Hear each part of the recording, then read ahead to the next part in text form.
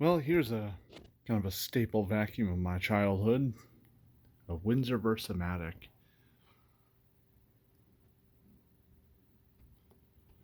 They were used in my schools when I was younger, so I thought I should have one for the collection. And unfortunately, despite the seller's packing job, it ended up quite damaged in shipping. So I ended up using this product on it. It's called like a Loctite plastic bonder.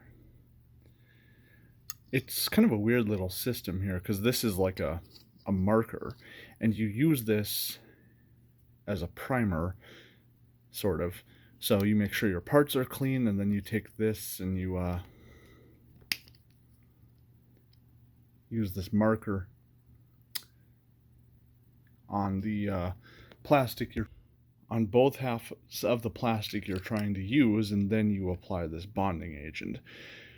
And it seems to be pretty good stuff, especially if you give it sufficient dry time. Because this screw well here was, or this little piece right here was snapped completely off. Or at least I think it was this one. Yep, it was definitely this one. And with the plastic bonder, it's in place. And then we had a really bad crack right here, coming all the way through. So we lost another screw well, but with the plastic bonder, it's holding up.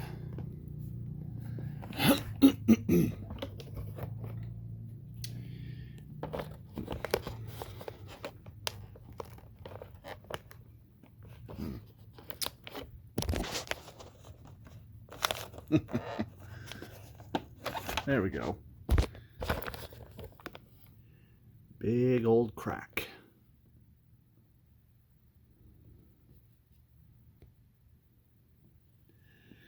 Yeah.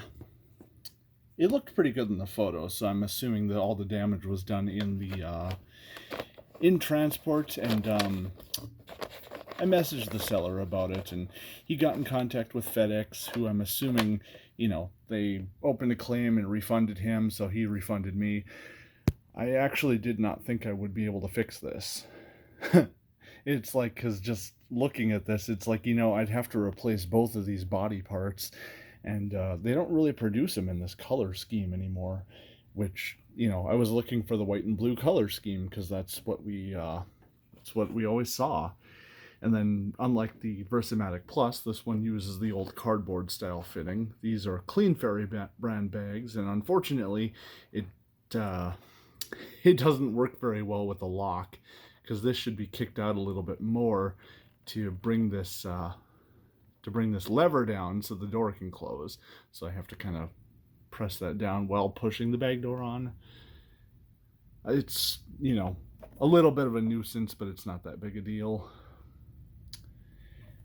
And yep, even more damage, because there's supposed to be another little retaining piece right here. You can see where the little bar would have sat, but more missing plastic. And then we had the screw post for this side of this little metal piece break, which I think those might have rebroken. I gave them a little over 12 hours with the bonding agent, but it seems like it didn't quite take on that. And I feel like I've seen a date of 97 somewhere on this machine. Maybe not. Well, I do know the motor had a date of 96 on it. So, I mean, the machine is on the older side, and so, I'm sure that contributes quite a bit to the brittleness this plastic is experiencing. It's kind of too bad, though, because, it looked to be a pretty good specimen, and I was like, oh, that'd be a good one to get. But, I mean, hey, at least it's usable. And then I rebuilt the motor with new bearings because it sounded little growling, whatever. Um, I forgot what I was going to say. I guess it doesn't really matter. Let's move on to the usual testing. So we'll disconnect the wand from here because this has a little micro switch down in the nozzle neck. I don't know if you guys can see that little piece that's sticking out down there on this side. That's the only thing on these machines that'll stop the brush roll, is when the hose is pulled out, it'll stop the brush. Otherwise, it runs all the time, whether the machine's upright or not. As long as that button is contacted, it'll just run. But anyways, let's test this first with the vacuum motor alone, and then we'll move on to turning on the power head for our electrical measurements.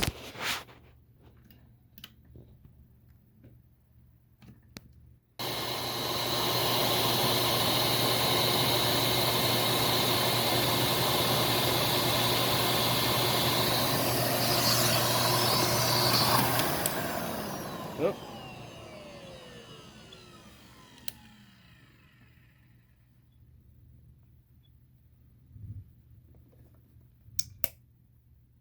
Why does this thing hate European plugs so much?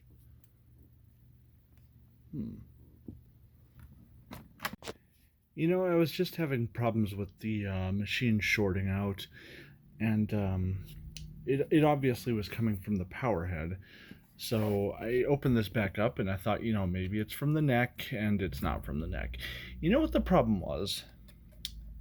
These two little contacts were touching, like towards the back of it. They were kind of squished together and they were touching. So, yeah, that's all that was wrong. It just kind of amazes me sometimes how I make such simple, you know, amateurish mistakes at times. But, you know, it happens. I'm just, you know, glad that I go and check things over again. But since I'm in here now, see, we got the cracking there, and then I don't know if you guys will be able to see this or not. Maybe if we... Well, I think that's pretty visible. Yep. Although it looks like that one held on better than I thought. But I mean, yeah, an entire chunk of plastic came off of this one. You can see that little split down there.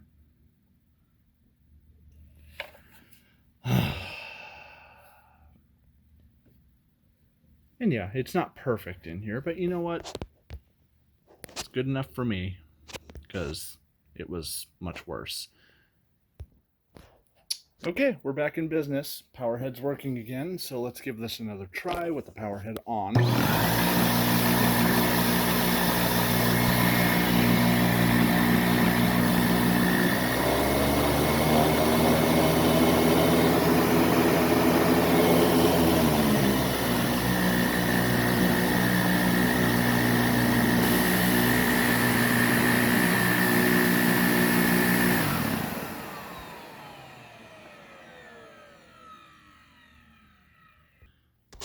Now, clearly, this machine has uses less energy than like my Versamatic Plus, so we'll most likely see lower numbers off of it. But we'll start things off at the bag chamber.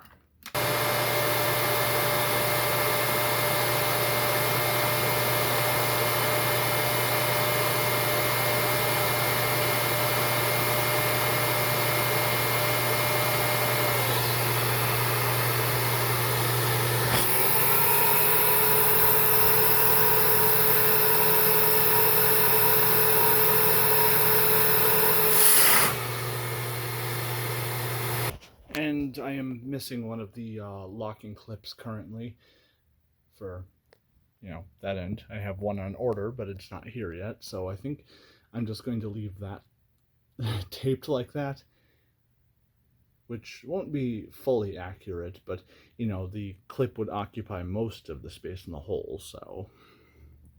Probably not too far off.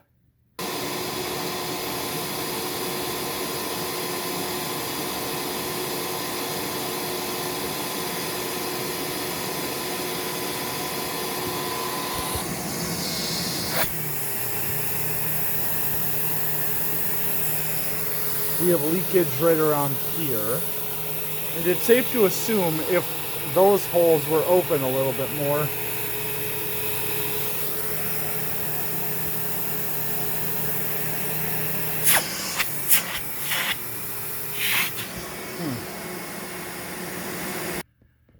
Now, seeing as this unit is only meant to be run with the brush roll on while cleaning any floor surface, that's just the way we're going to leave it, with the brush roll on. So, only one measurement to be taken here.